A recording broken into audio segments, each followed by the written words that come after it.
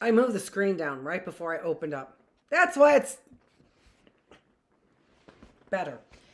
Who cares? Who cares about that? What we care about is that we are on day 307. Lucky numbers there. That is faux show. 3 and 7 are 10. Lucky number 10, right? Those are my son's lucky numbers anyway. Something like that.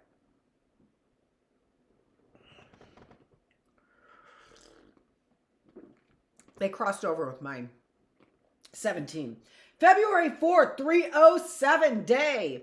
And let's get to our yelling. Let's get to our yelling.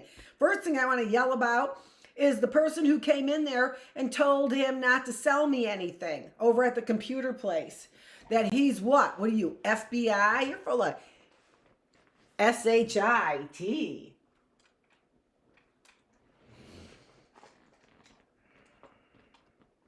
What are you going to do?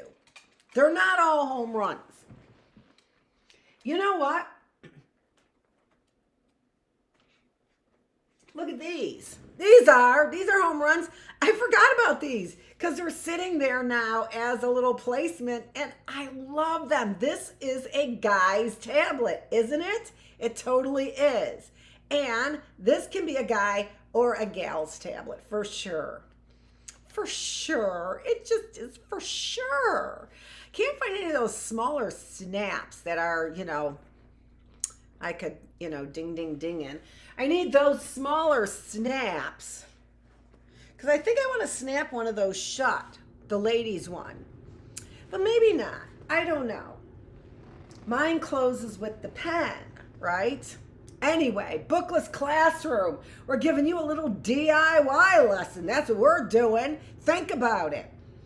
But the biggest thing that we do bring here in our Bookless Classroom is the skills of critical thinking. We do that in the classroom, in all of our classrooms, all 3 of our classrooms, our famous 3 classrooms, but it really is in this one where we get to see the actual sort of behind the scenes work. You see me working on world history sites. You have seen me converse with AI, and sometimes you only get the highlights of the conversation. Most of the time you only get the highlights of the conversation. Sometimes I'm yelling at AI. You shouldn't get all of that.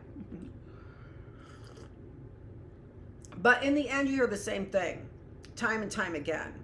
Right? So AI is picking up all this information, all the sex trafficking information. I mean, there is all in technology, right?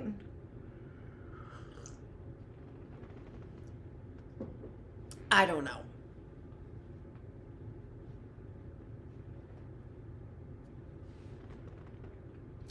And who even knows what those Epstein files are about? I mean, I don't care.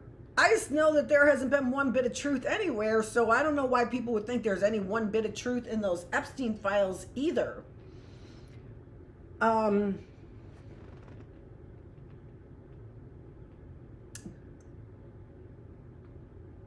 don't know how you would use those files to be the I don't know what those files are about. I don't know what that means. Trump was mentioned 5,000 times in the files. What does that mean? That the judges were talking about him? What does that even mean? It means diddly shit is what it means. It means diddly shit. It means, once again, you're sitting over there on the scent of the wrong skunk. Okay, did I say 307? Did I say February 4th? We are in the Bookless Classroom, and let's get started with our article. From Reader's Digest magazine, October 1937, and this article is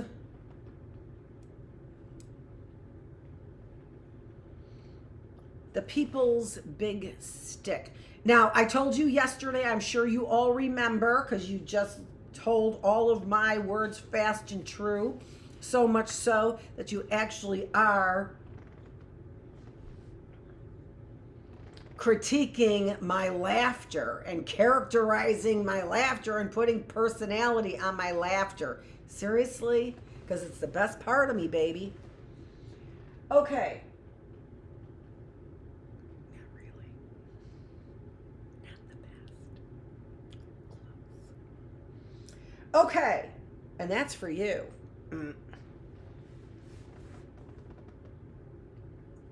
FBI, is that what they're running around telling everybody we're FBI and we're checking this out? You think anyone believes you? They all know. They all know. Watching me day and night. See me sleep in my red t-shirt. Don't think I didn't see that, Jacob. But you're all telling me you're watching me. Some of you for good reasons. Some of you for not so good reasons. I appreciate it. That's doggone sure. Okay, but I do think that there are people who have made idle, well, they're certainly not idle, aggressive, assertive, negative characterizations about me from the church. No doubt about it. No doubt about it. I don't even remember half their names. I remember where Rick comes from. Bob comes from.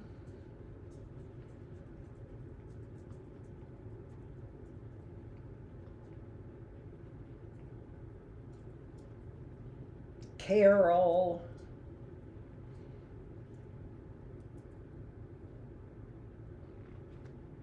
I don't know. Lots of them, but you know, who knows? Who knows? Everyone's doing their thing. Some of them are doing it for goodness. Some of them are doing it for greatness.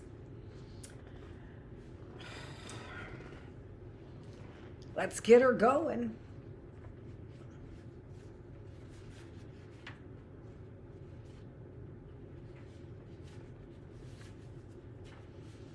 See what the next article is. I already saw it. The People's Big Stick. Up at the top it says the grand jury, the citizens neglected weapon.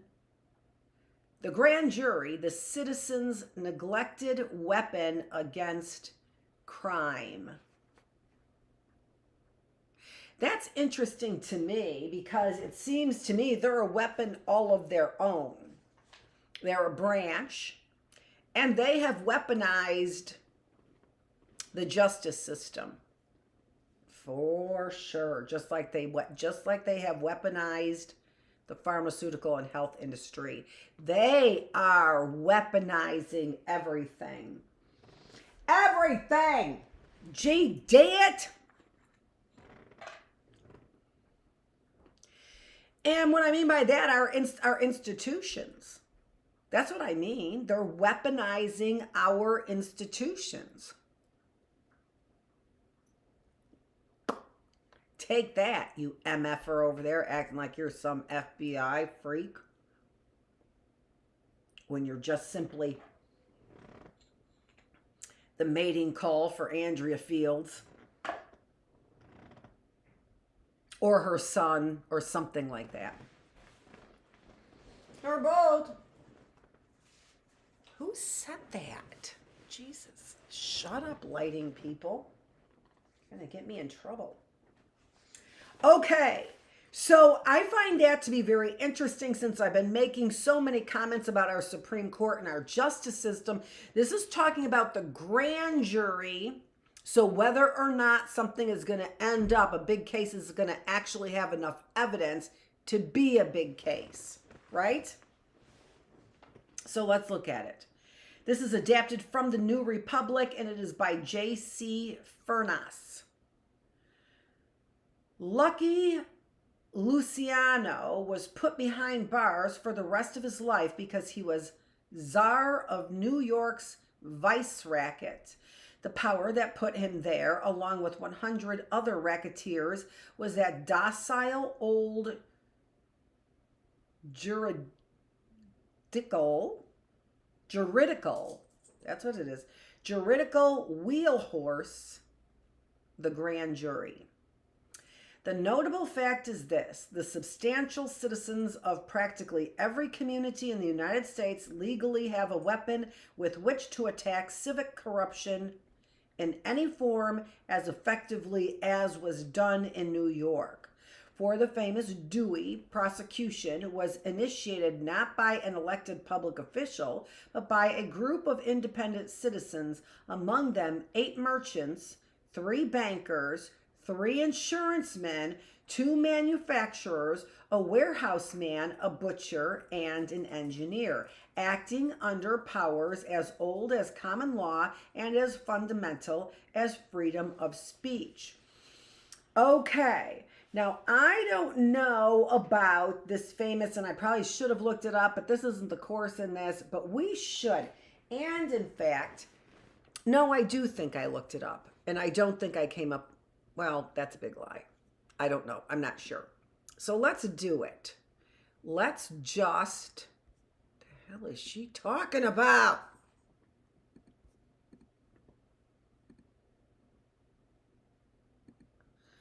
Let's look up. Oh, that's not really what I want.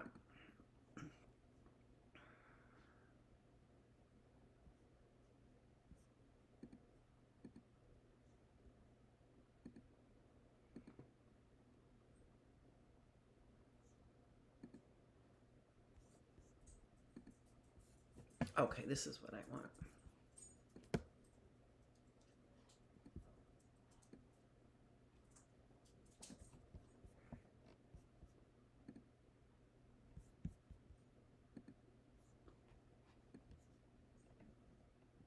Let me do it like that so I can open it up a little bigger for you, like that. Okay? And I just want to see, I don't know what that Dewey was about, and I feel like I should. Huey, Dewey, and Louie.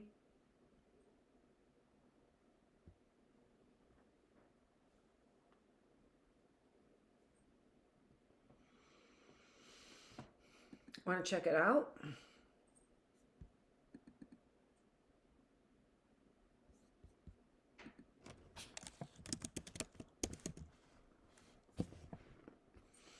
Commander George Dewey engaged a Spanish fleet outside Manila, the capital of the Philippines, another Spanish colonial possession, destroyed it, and proceeded to blockade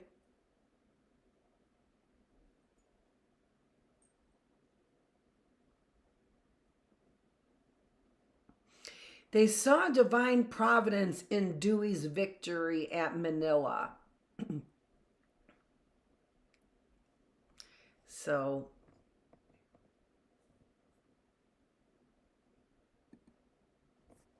that could be it, but there's a newer one. I'm just looking, instead of spending some time like finding out. So New York Governor Thomas Dewey and Nelson Rockefeller sought to embrace the Reform New Deal program and policies. There were further disagreements among party members about how involved the United States should be in the world. Issues such as foreign aid, collective security, and how best to fight communism divided the party. So that was Thomas Dewey. So neither one of those seem to be giving me an answer. I don't know if they're giving you an answer. Do you have an answer?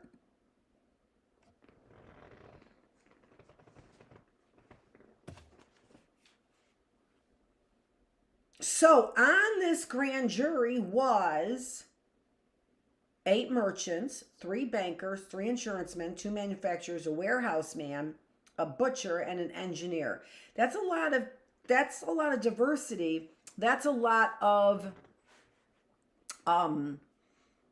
diversity. That's a lot of different viewpoints for sure. I mean, if you started getting in racial viewpoints, which I'm not saying you shouldn't, I'm just saying think about the number of viewpoints that you have there. from an insurance person who may be bought off. Just in the mere fact that he's an insurance person. You know what I'm saying? Listen, I looked into it. I thought it was seedy from the very beginning. I didn't like it one single bit. Sell to your family and friends. Yeah, I don't think so. The grand jury was an established institution of English law long before the Norman conquest and was originally designed to protect the individual from unjust prosecution by agents of crown. It met in secrecy, was accountable to no one for its actions, and had the power of accusing or indicting any evildoer on evidence known to its members. Thus, as both shield and weapon for the common citizen, the grand jury survived many centuries of English history and was adopted in the federal and all the state constitutions in America. Now, here's the thing about that. I don't know that we go to a grand jury very often. And when we do, we go to a grand jury. It seems to me that lawyers would not like going to a grand jury because of that diversity. Is that the evidence in the Epstein files? Is that what went to the grand jury and what the grand jury investigated? Could be. I know sometimes I sound kind of ignorant about things, don't I? But that being said, I don't think people have been very clear about anything. But I don't follow it like a nut. Today, it's so, but I do want to make, no, not yet. Because I lost it. There's a comment here that never mind.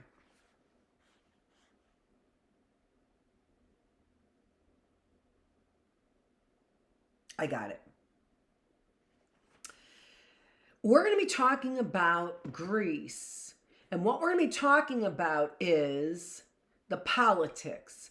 So I want you to begin thinking about how our political system would have derived from Rome, and prior to that from Greece, when they are the ones that instituted the polis. Politics. The polis being the poll. Just exactly what we saw in the article yesterday. The poll. I want to know what people think, right? Let me know and let me act on what people think. And so what you end up getting by the powers that be is this railroading of the entire system in order to not let you see all the diversity of people, the common public, see those real sins. I mean, come on, there is no way in the world that you can keep a criminal enterprise up and running unless you have 100% secrecy. And in fact, you can't keep a non-criminal enterprise, well, not you wouldn't have secrecy, without 100% support, without 100% transparency. We're adults, we're talking about adult things. And your lack of discussion on some of these adult topics in the open with the polis, using the polis, we're never going to get on the right side of these of criminality. And of course, as we all know, that's what the criminal element is hoping.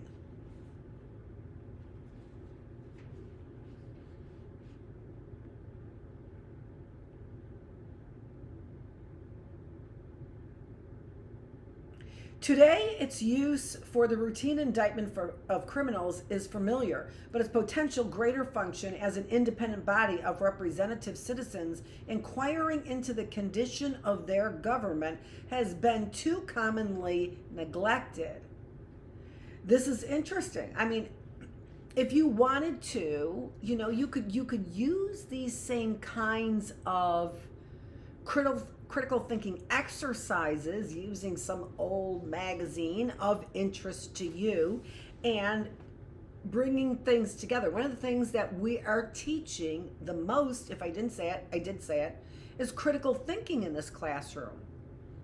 Real critical thinking. So, how often do we have a grand jury?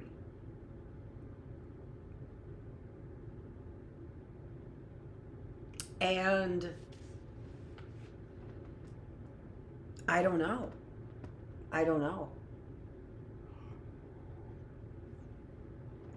If all of this is revolving around me, like I'm supposed to be the seed of all of this, well, then there's nothing in there.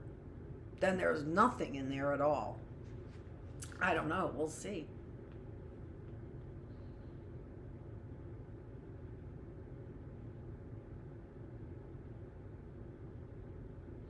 As a board of inquiry, it may summon witnesses and public officials who, because the sessions are secret, may testify freely without fear of reprisal. It may instruct a district attorney to gather evidence. It can call him in and kick him out of its sessions. It can go over his head and, if his conduct is wholly improper, indict him for malfeasance in office. So long as it is looking for evidence of crime, which takes in immense territory, it can dig into anything without so much as by your leave from your judge, district attorney, governor, or political boss.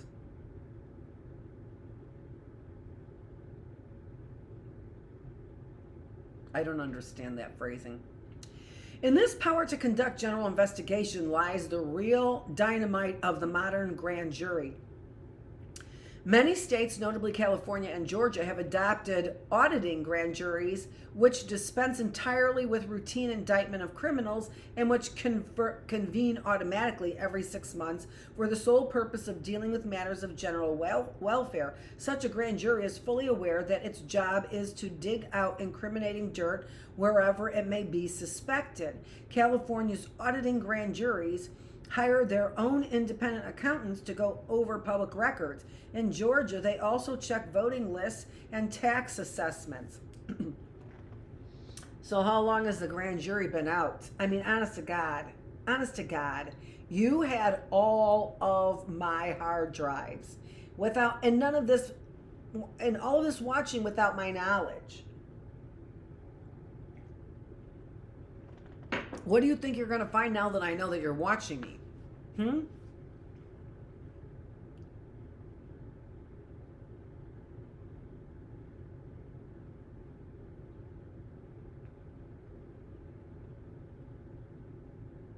You can't find something criminal when you're dealing with somebody who doesn't have a criminal mind. You can think that my laughter is malicious, whatever you said.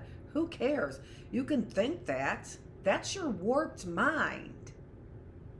And there isn't anybody who had a more warped mind than Andrea Fields and all the personalities that she's been around here as some kind of going down in Milford and doing what? What were you doing in Milford when you were there visiting and I was worried about your safety? You're just an ignorant woman. When the system was installed in Michigan for counties over 200,000 population, the Detroit police noted with amazement that the cream of the local gangsters left town. It worked so well, in fact, that the local political machine finally managed to have it stricken from the statute books. How does it happen then that the potent weapon has not been used more often before? Because ordinary citizens swept as grand jurors into an unfamiliar world of juridical procedure are not aware of their powers. Judges and district attorneys frequently take pains to see that they remain uninformed, for nothing can throw a well-greased political machine so completely out of kilter as a grand jury which knows its strength. New York's runaway grand jury of March 1935, which was directly responsible for the Dewey prosecution, is an object lesson in public service. To appreciate its achievement, however, we must realize that the difficulties that faced it, vast though its powers are, no grand jury can accuse a man of a crime unless it has evidence which it believes sufficient to convict him. It may fuss and fume, protest and abhor, and set up a commendable clamor, but without evidence it cannot indict. The grand jury has the power under the law to go out and gather such evidence, and many have done just that. But investigating a complicated crime structure requires a trained full-time staff. For the bulk of its evidence, therefore, the grand jury looks to the district attorney, whose sworn duty is to gather such evidence. Among the matters casually brought to the March grand jury's attention by the district attorney were certain facts bearing on rackets in New York City. The grand jury was evidently not convinced that the Tammany district attorney had done his utmost to gather evidence against the racketeers. This became increasingly apparent when they asked him to assign a satisfactory special prosecutor to rackets. Normally, the matter might have ended there, but this grand jury knew its rights. It sent a scorching communication to the governor of the state demanding a special prosecutor of caliber sufficient to handle the job. The story filled the papers. The grand jury's accusation shook the state. Jurors' lives were threatened, but they refused to be scared off, and the governor even gave them Thomas E. Dewey. It is that Dewey then. It is that governor. And he was, did you pay attention to that? He was pro FDR social programs.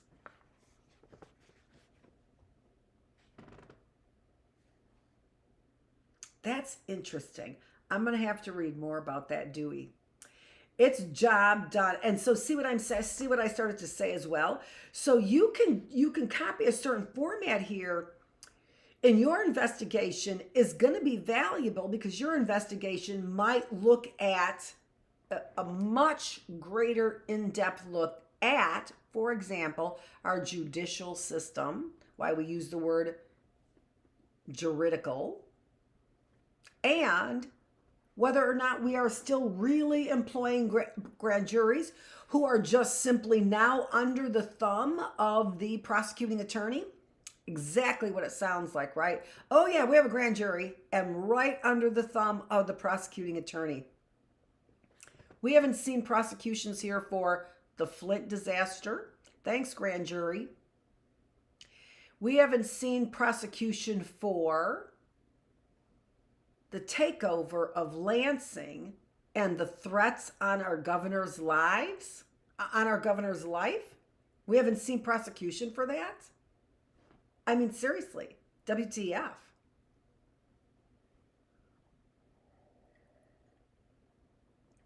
Thanks, Michigan grand juries. Thanks, Detroit grand juries. I'm sorry, what was that? You remember Kwame?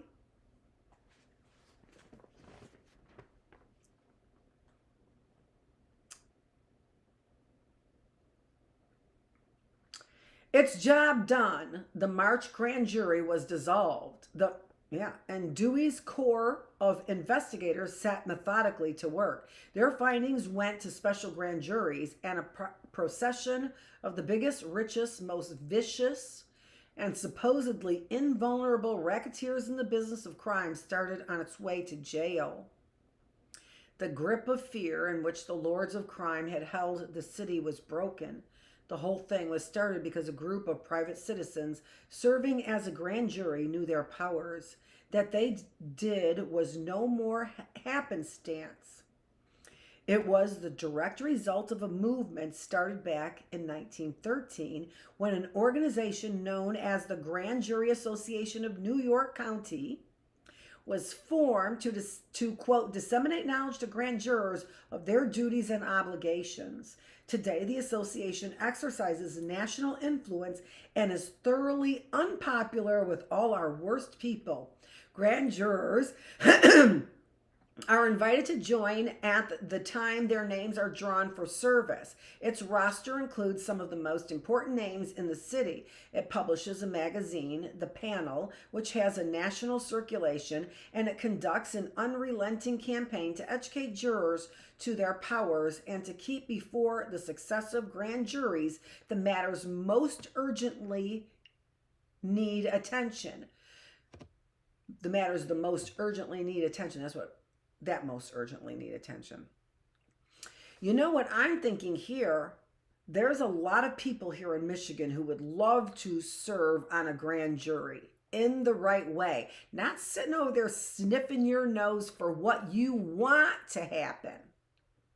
But really looking at truth and justice and criminals and injustice. There's a lot of good people. Not a lot of biased people. We don't need them. We have enough of them. We have enough of you racist Andrea Fields out there. You're just racist is what you are. We have enough of you. We need people who can have an unbiased eye about these things. Okay.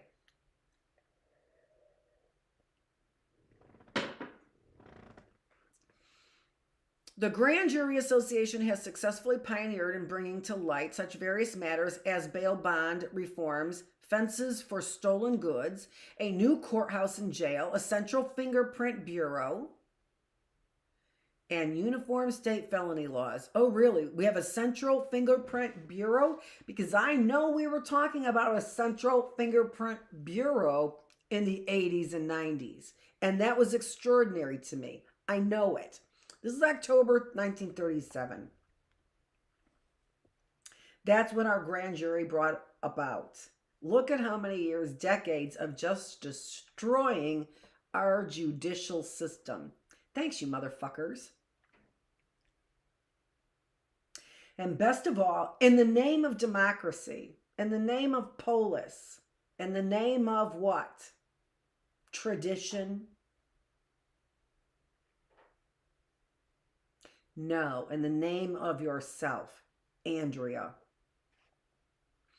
And best of all, it has inspired imitation. Similar associations now exist in all 5 counties of New York City and in 11 other cities. For 8 years, the association was spurred and gilded by Robert Appleton, a retired publisher who is now its honorary president.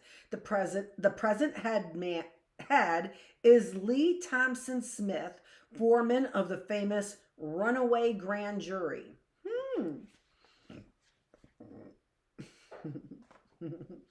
Largely because the association's steady propaganda, grand juries elsewhere are kicking over the traces. When nobody in New Jersey would touch the politically hot Wendell kidnapping case, aftermath of Governor Hoffman's intervention in the Hauptmann execution, a federal grand jury in New Jersey held its own investigation indicting the chief's suspects and had the satisfaction of seeing them convicted. In San Francisco, a grand jury, as I write, is making it so hot for the local police administration that 2 of its 3 police commissioners have resigned. Oh my goodness gracious. There is a light at the end of the tunnel, isn't it? Isn't it?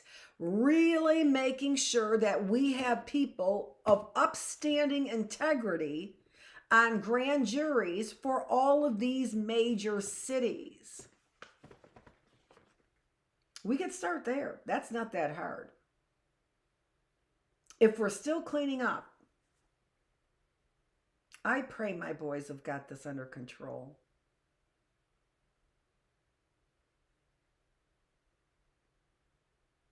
I want it to be my boys. Sorry. After the exposure of the notorious Druckmann case in Brooklyn, the grand jury was shocked at the political ramifications of the case. When they disbanded, the jurors, as private citizens, brought formal charges against the district attorney. Later, when the governor of the state exonerated him, they paid their own expenses to Albany to protest. It was sensational newspaper copy and resulted in a salutary public airing of the affairs of the district attorney's office. A Cleveland grand jury, yeah, and now what? Now what? The media outlets, our news outlets, has so much money up their anus, they can't smell anything but green. A Cleveland grand jury in 1933 was presented with the routine case of taxi driver being beaten up by 4 arrogant gunmen. This grand jury did not confine itself to the case at hand. It traced the gunmen's connections, revealed the whole crime structure of Cleveland, and brought about a major exodus of thugs and an extensive shakeup in local officialdom.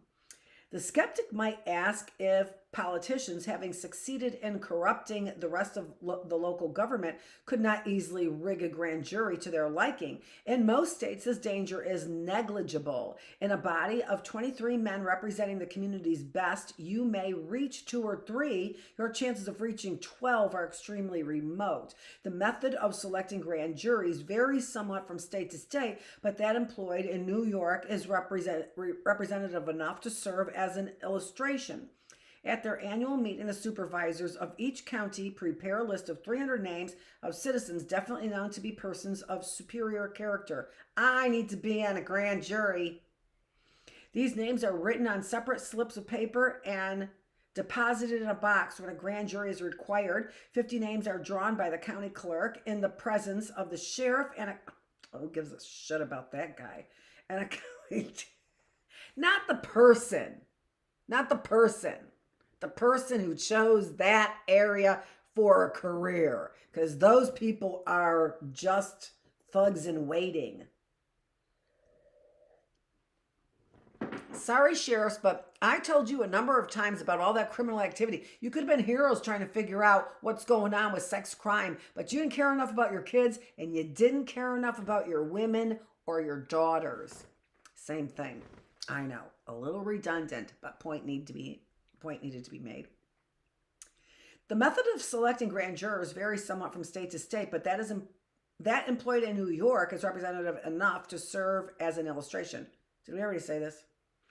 At their annual meeting, the supervision of each county prepare a list of 300 names of citizens. Definitely, 23 are sworn in as those are drawn. 23 are sworn in as the juries. The rest excused. In some states, such as Illinois, selection is in the hands of county jury commissioners. In Illinois, these commissioners are selected by a majority vote of all judges in the state. Once sworn in, these 23 men become the regular grand jury for that county for that term of court, usually a month. To them, the district attorney presents evidence which he has gathered against criminals. If an indictment is voted, the accused must be brought to trial. If the jury, with all this money, though it certainly isn't hard to bribe 23 people, not on your life, it's not hard. That's easy peasy, lemon squeezy. My lemons died in the fridge. If the jury suspects that the district attorney is withholding evidence, it may take any steps within its very extensive powers. Fire him! He's a louse. If he doesn't give you all the information, he's biased, he gets fired. And though normally dissolved when its own term of court is ended, it may, if wishes, remain in session until it has satisfactorily completed the business before it. Occasionally, there are cases so involved that the regular grand jury could not hear all the evidence and do anything else during its term. In this event, a special grand jury is called for that case alone. There have been as many as 7 grand juries simultaneously in New York County. One was in session for 7 months. If passages of this article have dealt severely with district attorneys, it is not to infer that all district attorneys are hirelings of crime. The Courtney Riley Cooper, as Courtney Riley Cooper has pointed out, see Here's to Crime, the Reader's Digest, June 1937, page 109. I'm not going to get to that one. Maybe. There are a tremendous number of honest district attorneys, but as he has further pointed out, no office on earth permits of so much crookedness without danger of detection, so much political pressure, such opportunity to give every evidence of integrity, yet to double-cross honest citizenship, end quote. The strain on the human factor is too great for the peace of mind of those who respect clean government. Amen. The strain on the human factor is too great for the peace of mind of those who respect clean government. With ancient common sense, the common law has handed down to us a body of 23, quote, good and lawful men with appropriate powers. Out of 6 years' experience with grand juries before he undertook to clean up New York, Thomas E. Dewey says, I am profoundly convinced that the grand jury, in cooperation with honest and vigorous prosecution, can play a vital part in crushing the structure of organized crime. Who knows anything about Thomas Dewey? Didn't they say he was elected and he wasn't elected? Was that Dewey? And so it was an embarrassment. Was that Dewey? All they had to do was change the newspapers. That's it. It is up to the individual grand juror to see that honest and vigorous prosecution becomes a fact. There is your answer to the citizen who shrugs his shoulders at political rottenness and asks what a decent citizen can do about it anyway, and then moves heaven and earth to get out of it when called for grand jury service. Actually, if he but knew it, the decent citizen can do more than anyone else in the world. Now, with the way that capitalism and production work, a month off work, good luck, Chuck. I'm sorry, there goes the whole justice system down the drain. It demands justice and restraint, as well as zeal for power poorly managed, can run amok of its own momentum. The weapon is there, ready-made, and it is a deadly one. All we have to do is use it. Wow, how about that? How about that? Article tomorrow.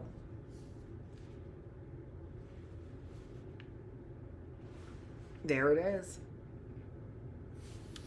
Every article in this Reader's Digest is being read. The last ones, I don't know how important those ones are, but every article was that good. Was that good. So much so we took up all of our time almost, but not quite. So let's get to our PowerPoint. That's early birds, folks. Early birds were always working. I want to show you something else just to make sure. And then, again, I'm going to restate. Right now, I'm going to restate where I want you to frame this class right now. I want you to frame it on how did they get the polis working. The Grecians borrowed the alphabet from the Phoenicians. So we have the influence of both the Philistines, which we talked about, as well as the Phoenicians. And this is really important because we have our alphabet from the Phoenicians. So we see this borrowing.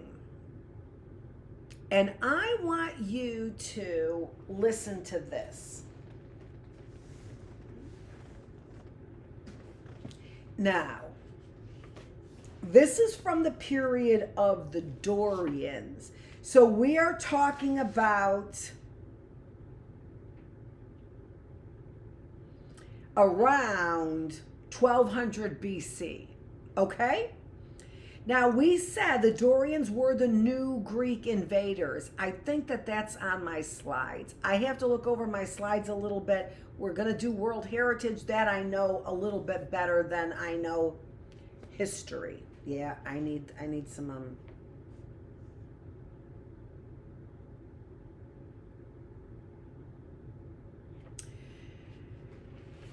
So with these invasions, we said this, right? So here we are in our World History Encyclopedia. We said this, that the Greeks faced distress and displacement at home, sailed to found cities at promising sites in Asia Minor, on the coast of which the Aeolians established settlements in the north, the Ionians in the center, and even the Dorians in the very south. This was the first massive Greek colonial movement.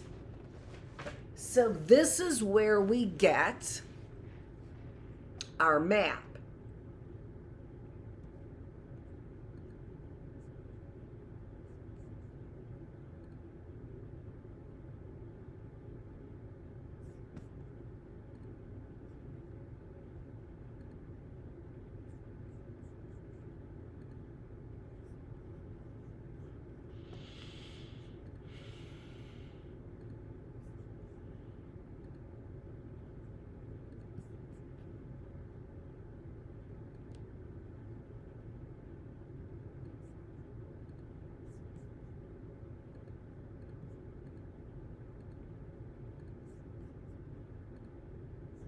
So, what did it say? They sailed. They sailed. These were seafaring warriors. And remember, what I'm also seeing is the roots of the Roman Catholic Church, whose bishops are holy sees. You can see the garb that they have is from Celtic, ancient Celtic Japheth garb. Don't forget, we've got Hamitic people right here. The rest of it, Japheth, Hamitic people right here from Ham, right? Okay, now the framing of today is, how do we get this polis? How do we get democracy? Democracy is about the polls, right? So we got all people to participate in the polls. What do you think about this? Just like Reader's Digest asked 2,997 people,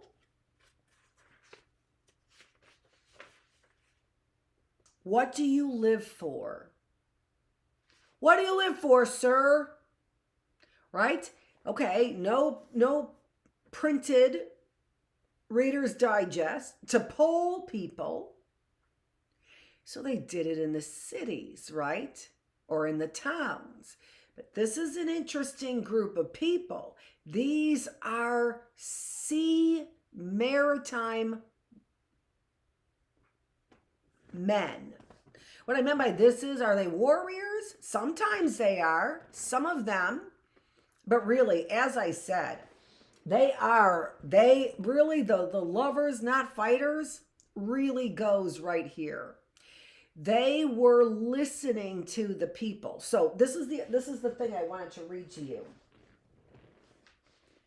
So remember, now we've got the Dorians in the south. So here's the south, and these are the Dorians, which would make sense that they would be greater seafarers, I would think.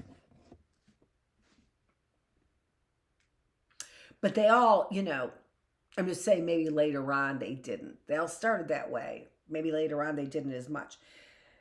Yet Greek society had some organization. So they're talking about all this distress and disbanding, right? Seeking colonization. Oh, we're invaded again. Jesus, our good time is over. Let's get back on the ship and see what else we can find. That sounds like Greeks to me. Yet Greek society had some organization. In Ionian cities, the people were grouped into 4 tribes, each with its own head and cult. In Dorian cities, there were only 3 tribes. Within the tribes' brotherhoods, phratria, that's the word in parentheses and italics, so it must be kind of important, appeared composed of members sufficiently related to each other to certain proper birth, which was the qualification of membership. So the Dorians had membership in their club, right? Their brotherhood. And their brotherhood is keeping records of proper birth and bloodline, keeping track of the bloodline. These are the Dorians in the south of Greece. Hence, the phratria became guardians of the citizenship. So the brotherhoods became guardians of citizenship, for which membership of some brotherhood was required. Families of tradition and substance formed smaller units called gene, Gene, comma, virtually noble. So it's families of tradition and substance formed smaller units, virtually noble. So because of their blood, these people were able to be in the brotherhood, and that created a nobility. All right? The noble ones. So we see now how important bloodline is becoming in descendants and nobility and power, right?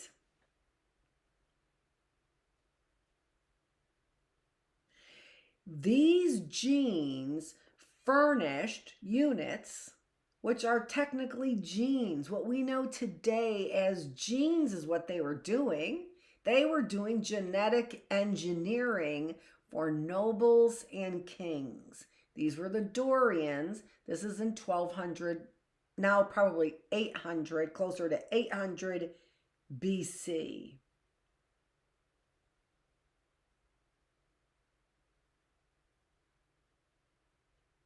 They're not giving me a date in all of this, which is bothering me. Thus, these genes,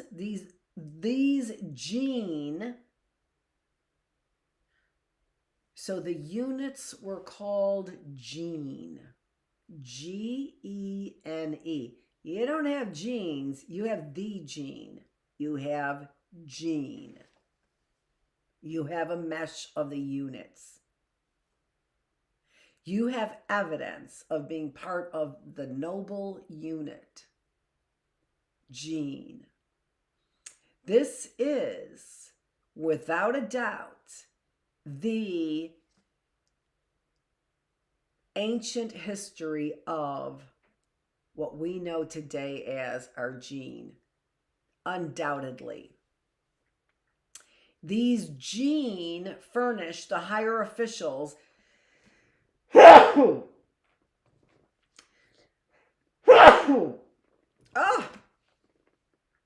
And the most eminent of them, of these gene, and the most eminent of them provided the king.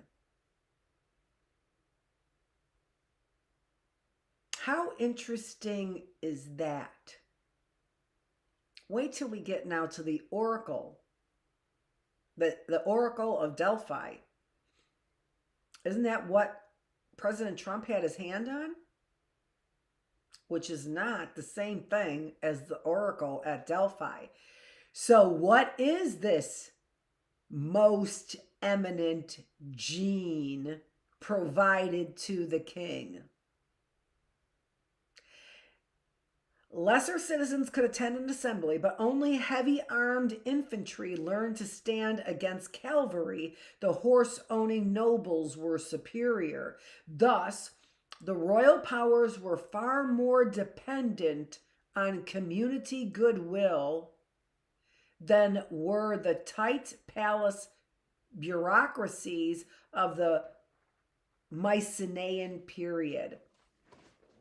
All right, now we are seeing a flourishing of democracy.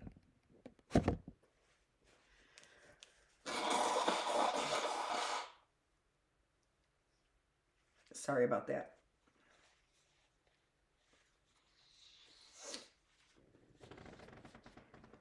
Okay.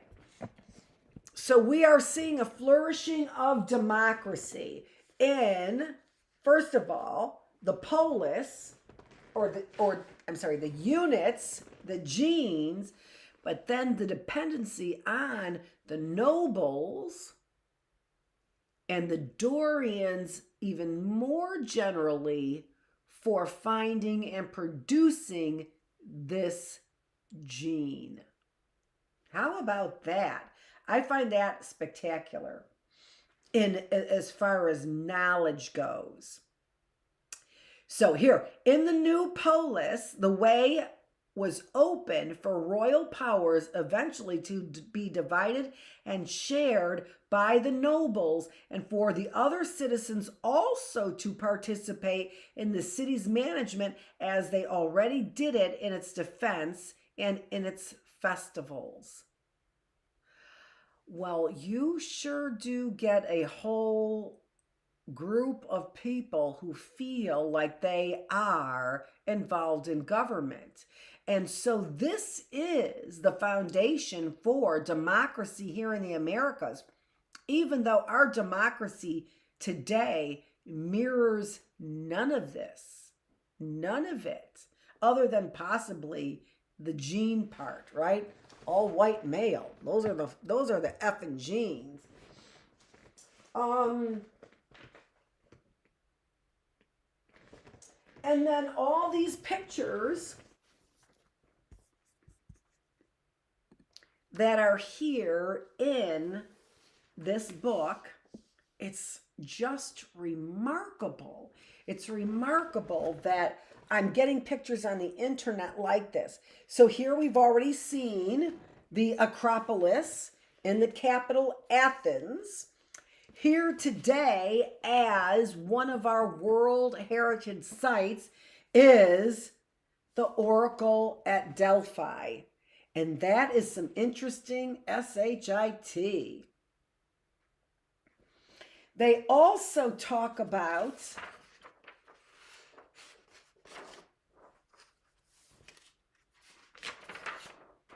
the finding of these scripts in linear tablet script, linear A script and linear B script. And this is script that's being passed down from, you know what, it's hard from, this was found in the Minoans. So the Philistines and the Phoenicians. That's what we're getting from this script. So these are pictures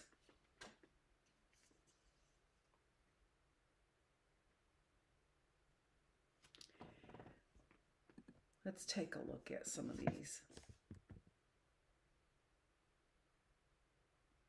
I can't remember what that is and why I picked that. Why would I have done that? I don't remember. We've got our map and the Philistines. And now here we've got more information on the Philistines. David had 600 soldiers. Right now, I really want to get to looking at these. So this is the palace of Gnosis. And there's information on the palace. This is a tile that they found. So there's information on that. That's not what I wanted to get to, though. Yeah, that's the same thing right here. So we already saw this. The Beehive Tomb, which is from the ancient heritage, and that is right here in the book. Now, not the best pictures, but some of them are actually very, very good, like of this linear tablet. Those are very good pictures. Right here, that is the beehive tomb right there. So I just find that kind of stuff, like when you're getting that kind. So there's the beehive tomb. That's where it is here. This is the Lion Gateway to the Citadel in Mycenae. All right, we saw the, so that's what we were seeing next was the Acropolis in Athens, which we already saw. There's information on that. And this is the Delphi right here, a different view, but the same thing, the Delphi in Greece.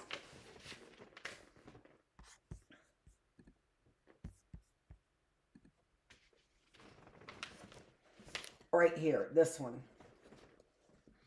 So this is really, really amazing things that we're finding that go back to 1200 BC, 800 BC, and we're finding that a real connection now between our democracy and understanding the polis and understanding our American democracy.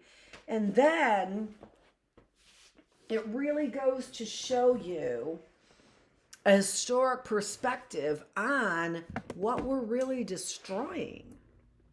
I mean, that system of things is exactly what America is supposed to be about. They should be about the freedom to think, to be critical thinkers and philosophers and examiners, not drugged by our healthcare system, right?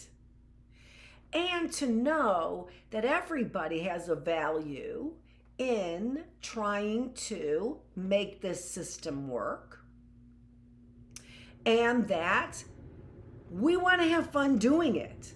That's what they did. They were invaded, and even now people take advantage because they are fun-loving people. Now, in this polytheistic perspective with all these Greek gods, which we are going to get to in at least a somewhat fun kind of way,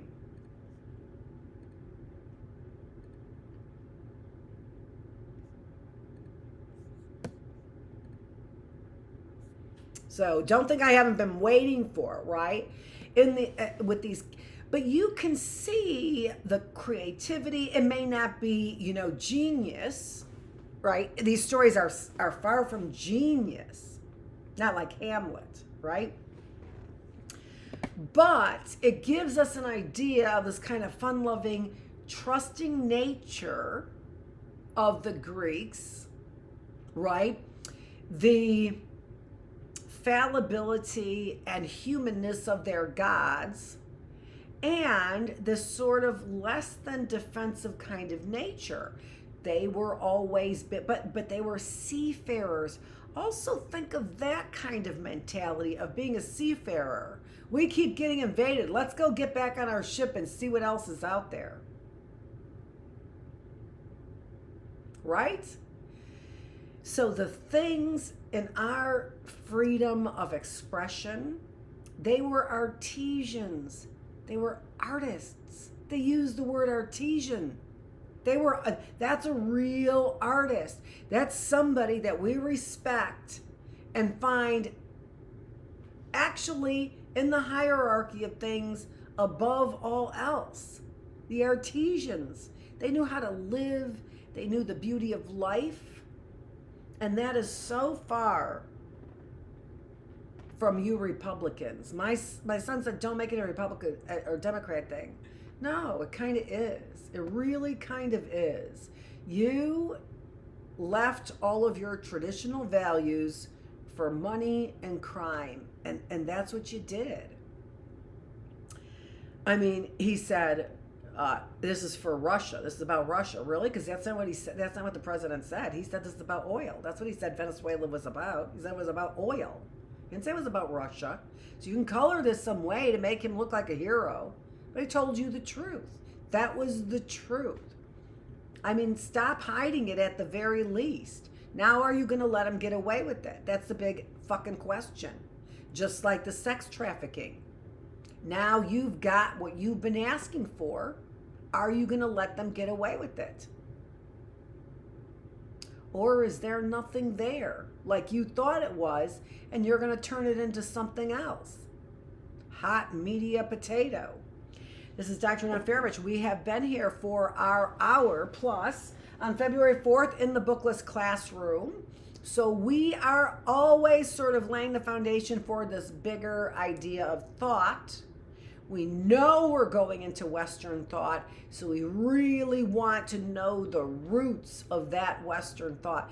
And boy, have we gotten to some roots, haven't we? The Philistines, the Phoenicians. We will be back here tomorrow to talk a little bit more about that relationship and get more in depth with the connection between history of Greece and those beautiful World Heritage Sites. Thanks so much for joining me here in the classroom. I am Dr. Annette Feravich. I am the teacher here in the classroom where I'm always working but never really struggling to bring you a healthier mind, a healthier body, and a healthier spirit. Thanks.